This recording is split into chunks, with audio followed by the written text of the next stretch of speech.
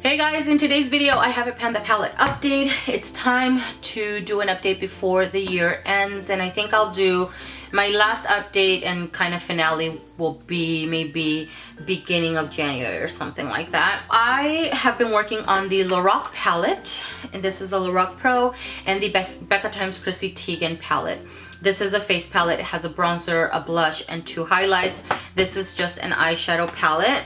The last time that I did an update, I think, was in July, so it's been 4 months now. The progress you're gonna see is noticeable, but it's not gonna be a huge difference from the last time, because I've mentioned many times, and I mention it in every video just in case you're new, the progress that I have is good enough for me, and it reflects how often and how much makeup I tend to wear on a regular basis, which is not all the time. Today, for instance, I did a full face and I went a little bit heavier on my eyes, but this is not a regular occurrence for me. Usually I tend to maybe wear makeup once, twice a week, maybe 3 times a week at the most.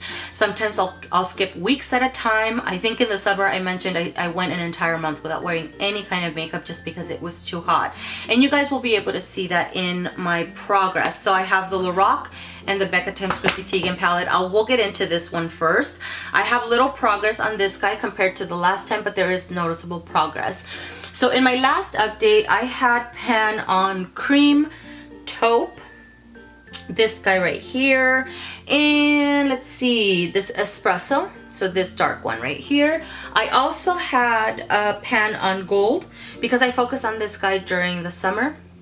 This was my one shadow look. Basically, I would just throw it on my lid area with my finger. I didn't even get all complicated with it majority of the times. And then pewter. And pewter, I had a baby pan when I started this project with this pan here. The ones that I have pan on now showing from the last update is this guy, Sable. I'm really happy with that. I actually hit pan on this guy, I think it was last week or something like that. I tried using it a little bit more. After this this video, I'm actually gonna get rid of this shadow, and this shadow, because they're just not very good shadows. They're a little high maintenance, and I have to work really hard in order for them to not only stay on my eyes, but blend out. And I've mentioned before, these guys, especially these two, they don't blend very well together if you're trying to create a gradient on your eyes. They tend to get muddy very, very quickly. And I've mentioned in previous videos that tapping the shadow on as opposed to swiping it on works best. So a lot of the times I don't have time for that, and even with brown smoky eyes or black smoky eyes, I like very simple and quick smoky eyes. I don't want to spend a lot of time with them, and so because of that, these are all going to actually be removed.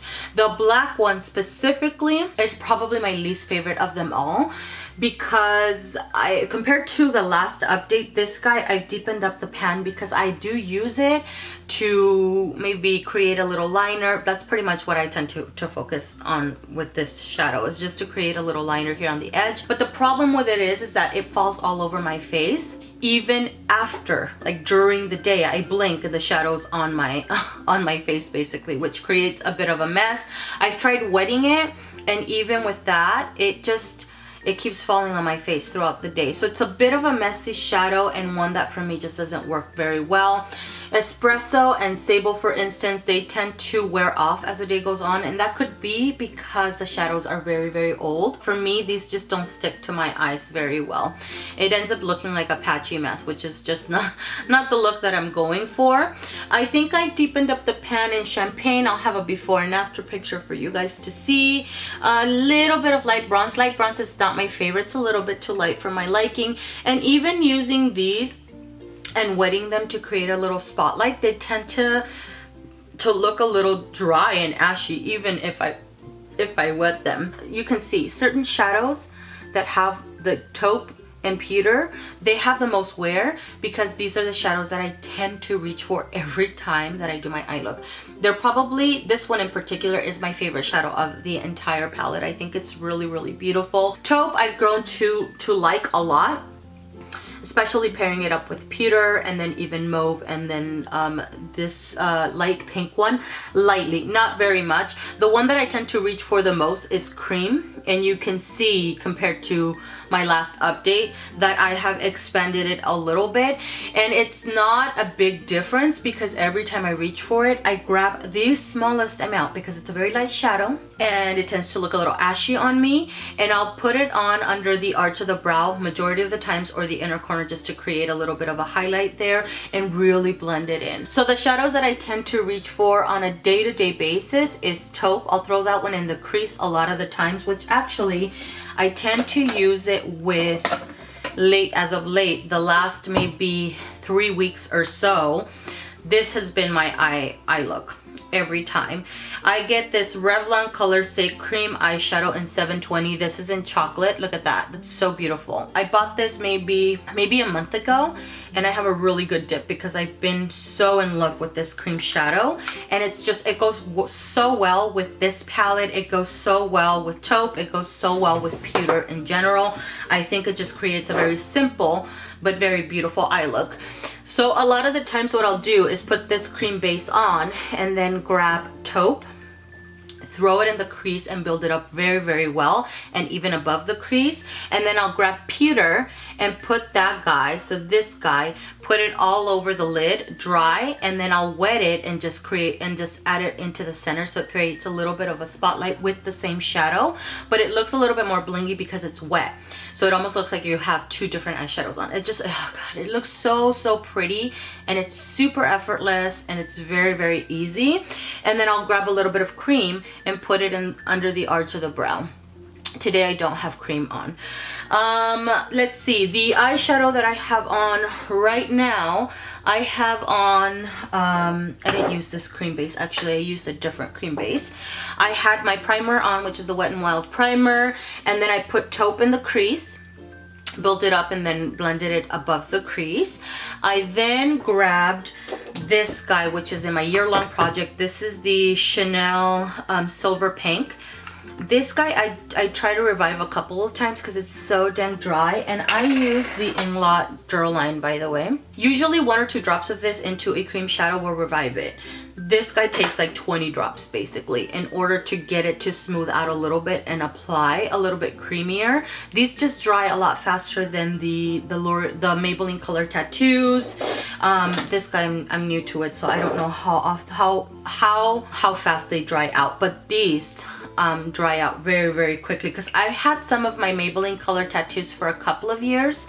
This guy I think I've had for maybe a year. Actually, the Color Tattoos I've had for maybe more than a couple of years. I want to say a good 3-4 years or something like that. To where this one I've had it for a year and a half, and it dried out within like maybe the 6-month period, which is the time frame that they gave you to use it up. But anyways, I put that one all over my lid and into the crease, and then I grabbed pewter and I wet it. I just sprayed it on with my rose water and then put it all over my lid. I grabbed a little bit of champagne and put it all over in this area and then in this inner corner and dragged it down. I also grabbed some of that cream shadow Silver Pink and put it under the lower lash, and then I added a little bit of pewter, also wet, and just stamped it on, just patted it on into the lower lash. And then I grabbed a little bit of mauve and blended it mainly in this particular area.